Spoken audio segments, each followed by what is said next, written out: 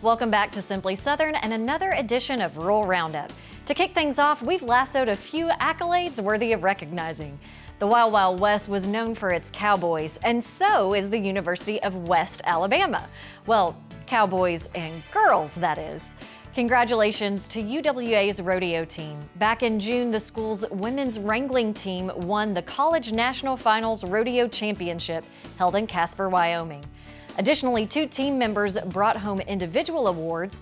Tacey Matthews won the national title in barrel racing, and JT Ellison of the men's team won a national title in steer wrestling. Additional congratulations are in order for 18 farmers and agribusiness professionals selected for the prestigious Agricultural Leaders for Alabama program. Over 2 years, class members will participate in 6 seminars based around personal development, political involvement, and effective communication. They'll also travel out of Alabama with a visit to our nation's capital and an international trip. To see a full list of those selected for A.L.F.A leaders, visit alphafarmers.org or read the August edition of Neighbors Magazine. Farmers are still feeling the freezing temperatures from back in March. While decreased harvests for strawberries, peaches, and blueberries have already been well documented, another crop seems to have taken a hit: honey. Just some of the forage plants that those honeybees work were kind of thrown out of whack, so to speak. They had a different season than they usually would have, and that's going to affect the honey crop. So I think we'll see a decrease across the whole board when you put it all together. But if you talk to individual beekeepers, you may see that some of them are doing fine and others are really having a difficult year. Now, if you love honey, don't fret yet. Blake tells us you'll still be able to find a steady supply of honey from local farmers and farmers markets. For Alabama row crop farmers, 2023 is shaping up to be a good year so far. Winter wheat harvest was complete by early July. According to the U.S. Department of Agriculture's Crop Progress and Condition Report, the vast majority of corn, soybeans, peanuts, and cotton crops are rated either good or excellent. The same goes for the condition of cattle as well as pastures. That's thanks to timely rains for most of the state. Only a small area in northwest Alabama is experiencing moderate drought. There's good news for consumers. According to AgriPulse, grocery store prices remained basically stable in June. While there were increases of less than 1% for beef and chicken, those were offset by similar decreases in dairy prices. Plus, eggs have come down from their historically high prices. Since June of last year, eggs now cost nearly 8% less.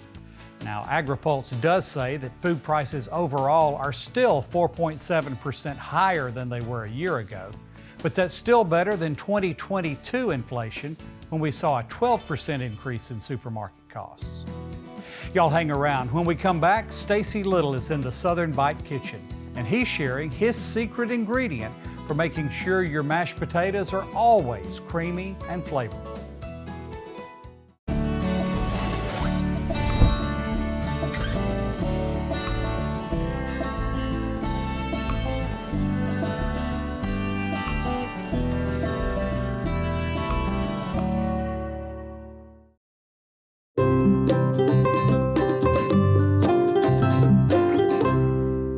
Michelle Crosswhite with Forland Family Farms in Loxley, Alabama, and we grow cucumbers.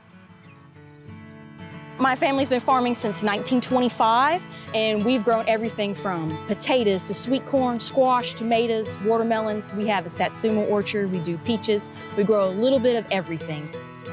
We grow cucumbers to give a little extra variety in the produce that we already grow.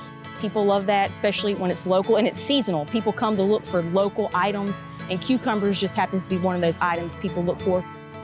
We usually try to plant right after Good Friday to avoid any late freezes or frosts we have for spring/summertime, and the season will depend on how many we actually plant. So we should have these throughout June, and then you can also plant a fall crop.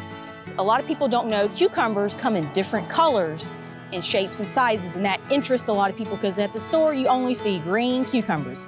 You come here, oh, there's a white cucumber. There's a round yellow cucumber, looks like a lemon. I like cucumbers in salads. I plant tomatoes, pick tomatoes, but I don't eat tomatoes personally, so cucumbers. is what I want in my salad. A lot of people don't know how things grow, they just know it comes from the store. So a lot of people have lots of different questions. How does it grow? When is the season? And I can give them all that information, and people love to hear it, and they're like, you're so knowledgeable. And I'm like, well, I grew up doing this. I love growing stuff for people because they can come back and say, this was so delicious. When I make other people happy, that's like win-win. So that's what I love about working on the farm. I'm Michelle Crosswhite with Forland Family Farms, and cucumbers are sweet-grown Alabama. Discover what's growing in your neck of the woods at sweetgrownalabama.org. What we eat, what we wear. It all starts somewhere. And if it's good, it usually starts with a farmer. And that somewhere is right here in Alabama. In a field, in a barn, on a tractor. Right now, there's a farmer starting something good for all of us. And it all starts right here in Alabama. There's no such thing as downtime when you own a farm.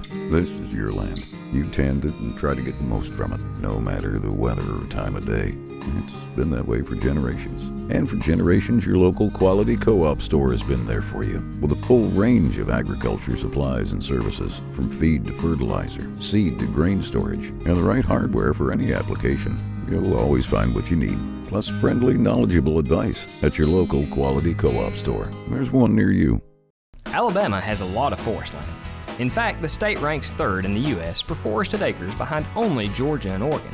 If you're a forest landowner, you may qualify to be a member of the Alabama Treasure Forest Association, or ATFA. The group is dedicated to improving the forest land of Alabama while helping landowners in their commitment to sustainable forestry. To learn more about ATFA or forest certification, visit treasureforest.org.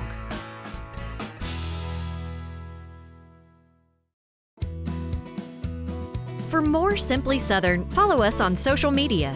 And while you're online, visit our website, simplysouthern.tv.net.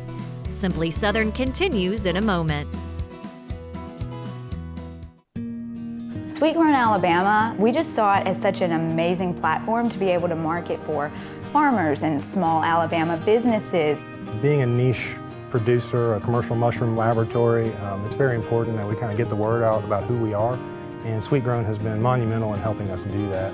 I think just support your local community, your neighbor. That's the backbone.